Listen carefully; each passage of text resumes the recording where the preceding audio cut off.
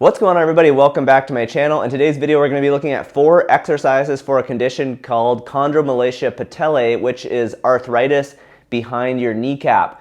So if you have pain on the front of your knee near your kneecap, or maybe a doctor has diagnosed you with Chondromalacia Patella, then the exercises in today's video will help you. When treating Chondromalacia Patella, we have to be careful in the beginning not to do exercises that put too much stress on the quadricep muscles.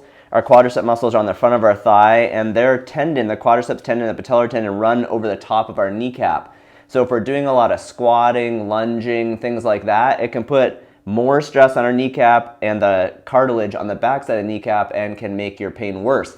So when we look at the research, the things we want to start with are primarily hip exercises, especially for our glutes. Our glutes help to control our femur bone, and that can help our knee joint. So for this first exercise, you are going to lie on the side opposite of the knee that is hurting. So I'm going to lay on my right side and show you the exercises on my left leg. What I want to do on this one is lay on my side, straighten my legs out, and then I'm going to roll my hips, kind of roll my pelvis forward slightly. And then with my top leg here, I'm going to lift it up and back to the corner. This is going to help strengthen my hip abductors, which are right out here on the outside of my hip, 2 of my glute muscles, called gluteus medius and gluteus minimus. These 2 muscles help to control our pelvis, and again, they help to control that femur bone, that big bone of our thigh, which is half of our knee joint. So when we get better at controlling the femur, it helps to take stress off of our kneecap and the cartilage on the backside of the kneecap. So for this one and all of the exercises in this video, you're going to perform 3 sets of 10 to 15 repetitions, basically going to fatigue, and you're going to look to be doing them 3 to 4 times a week. So for this one, again, roll forward. You really want to feel fatigue up here where those glute muscles are. Just go until you're tired, and then you can take a rest for 30 seconds to a minute, do another set, or you could even roll to the other side. Even if that side's not hurting, it's always good to strengthen the other side. Okay, so that's our first exercise, side lying hip abduction. The second exercise is another glute strengthening exercise. This time we're going to switch to our hip extensors, primarily gluteus maximus. So this is a single leg bridge, another great exercise for improving leg strength and control. You're going to lie on your back, and of course, if doing a single leg bridge is too painful or difficult, you can just do kind of a normal double leg bridge. But what I want you to try and progress to is putting the weight all on that painful side. So you're going to straighten the other leg and then push into the ground, lift up until you have a straight line from your knee all the way to your shoulder, and then back down nice and slow. Keep your other leg up, and then you're just going to again go for 3 sets of 10 to 15 repetitions. This is really going to help strengthen our upper hamstrings and our gluteus maximus muscle, which are our primary hip extensors. So it does put a little bit of strain on your quads, and some people will say that this kind of bothers their kneecap. So just do what you can. Maybe you can do 4 or 5 reps and then it starts to hurt, and if that's the case, you can always just switch back to double leg and keep working there. Sometimes people will go up on 2 legs and then they can go down and do the eccentric portion of the movement with the painful side.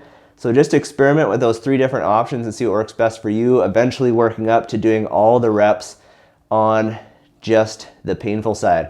All right, so that's our second exercise, a single leg bridge. The third exercise here is called a standing fire hydrant. This one you definitely want to do on both legs, because when one side is moving, it can help our painful side, and then when we're standing on that leg, it can also be helpful. So I'll show you what I mean here. So again, my left leg is the painful side. I'm going to start standing on my right leg. I'm going to bend my knee and hip slightly there, kind of like a partial squat, with the band around my knees. And then what I'm going to do is take my left leg out into what we call the fire hydrant position. It's going out to the side and back and rotating up a little.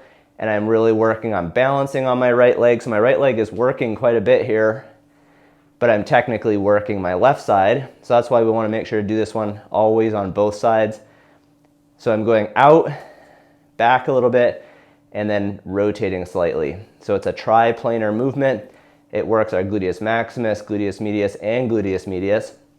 So once I get through my 10 or 15 reps, I'm going to switch and then stand on my painful leg. This leg really has to work while this other leg is pulling out, the band wants to pull my leg in, so my glutes have to really work, my hip joint has to work to control this position, to keep my knee kind of aligned over my toe, to keep my knee in that neutral position.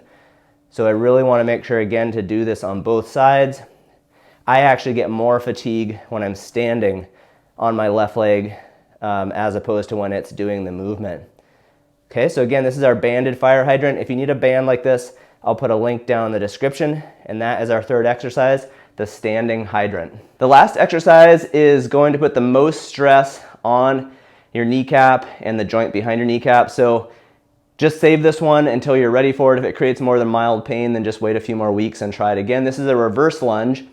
We want to start with a reverse lunge versus a forward lunge, because when we do a forward lunge, our knee has a tendency to travel forward, which puts more stress on the kneecap. So what I want you to do instead is start standing feet about shoulder width, and then you're going to step back with your non-painful side and lunge down as far as you can, and then come back up. So when I step backwards, it tends to pull my knee, my whole body backwards, which puts less stress on my kneecap.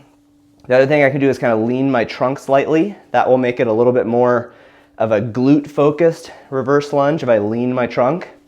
So I'm just going step back. Think about kind of splitting the weight between both legs, but really focus on controlling with the front leg, back up, and then back to your start position. And again, see if you can do 3 sets of 10 to 15 reps. This is a great one for just switching. Once you get through your set, you can just switch and do the other side. It's kind of a nice way to give the painful side a break. Okay, so that is our last exercise, a reverse lunge. Thanks for checking out today's video. I hope the exercises help you. One last thing, my book is available on Amazon and Barnes & Noble. It has more comprehensive programs for the 50 most common injuries and pain issues. Each body region has its own chapter. So if we go back to the knee chapter, we'll see that the first chapter is a patellofemoral joint pain or kneecap joint pain program. This program is going to take you through 3 phases, has pictures of me doing all the exercises. It includes the exercises that we had in today's YouTube video. It's really a more comprehensive program. So if you'd like to have a resource at home that allows you to do your own physical therapy, I'll put a link for the book in the description.